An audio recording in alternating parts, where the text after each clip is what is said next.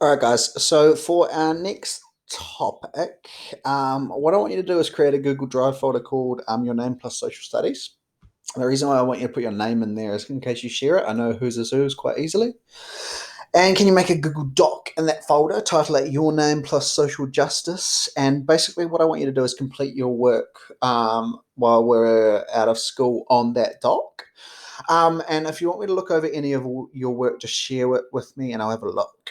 But basically, what I'm going to ask you to do in a week or two is just to submit your folders on Classroom for marking. And what we're going to look at this term is we're actually going to carry on with social justice, but now we're going to look at this thing called ethical consumerism. So that means well, it's like looking at right or wrong types of behavior when it comes to buying things. So we're going to look at things like fair trade and whatnot. So the first thing I want you to do is we're going to just look at where does our food come from. So I've got 3 questions here, and what I've shared with you is a document that looks like this. Okay, so it's got pictures of food all over it. And what you need to do is you just need to answer these questions for each of the food. So, what is the food product? What is it used for, and where does it come from? So you can Google if you're a bit confused, but if you know it already, that's awesome.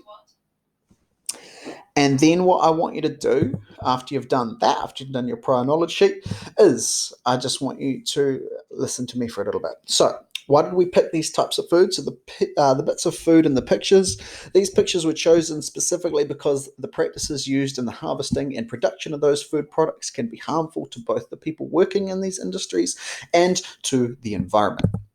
So, chocolate production is also an industry that is harmful to the people who work in it. In fact, child labour is often used to meet high demand. So, what we're going to do is we're going to focus on chocolate for a little bit and cacao beans. So, what we're doing is we are learning to understand how and where various foods are produced and understand how various food production practices negatively affect people and the environment. So, we're going to introduce some new words here. So child labour, so that's the employment of children in industry or business, especially when it's illegal or considered exploitative. Ethical consumer is a person who avoids buying products that do harm to people and the environment. And fair trade is a movement with the goal of helping producers in developing countries get a fair price for the products that they grow and sell as a way to reduce poverty and to provide the ethical treatment for workers and farmers and promote environmentally sustainable practices. So these are 3 new terms that I just want us to go over real quick, okay? So the next thing I want you to do, the next activity is we've got a map, right? So what I want you to do is use this map to answer these questions. So what is the equator line? What are the 10 biggest producers of cocoa found at the bottom of a page? So what you're going to do, and I've posted on Classroom, is you're going to go onto this, and it's got a map, it's got the equator, and it's got the different places cocoa grows around the world. And down the bottom, it has the top 10 countries, okay? Then what I'd like you to do is you've got a chocolate timeline that I want you to look at and answer these questions to.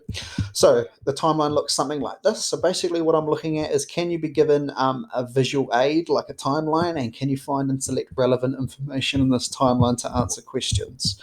So using this link, can you answer these questions 1 to 7? Once you've done that, you're going to move on to chocolate child slaves. So what you're going to do is you're going to watch this video on CNN. It's about 20 minutes long, and it looks at child chocolate slaves. And then what I want you to do is just answer questions A, B, C, and D into your book. Remembering that at secondary school, I expect full sentence answers, and I expect you to be using evidence from whatever you've watched or whatever the text was in your answer to back up why you think things, okay? And the last thing you're going to do is you're going to research. You're going to research one of the foods from the pictures we glued into the book originally, okay? And what you're going to do is you're going to answer these questions. So, does the industry use child labour? Does the industry pay their workers a fair wage? Are the working conditions harmful or dangerous? And is the industry contributing to pollution in the air? So, what you're going to have to do is you're going to use your own, or water sources, sorry, and you're going to use your own Googling skills to find this out. So, say I go in here and I say, oh, bananas.